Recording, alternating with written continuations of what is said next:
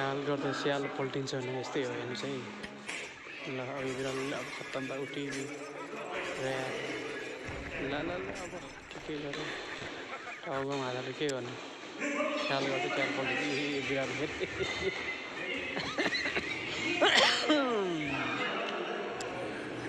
ए कुखुराले बम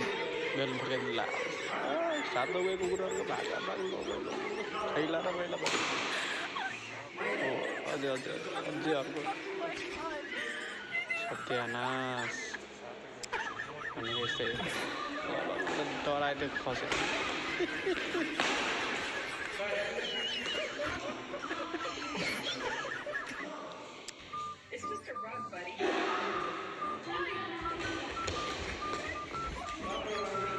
ओहो बिरालो रहेछ फेरि त्यो बिरालो बच्चा ए दादा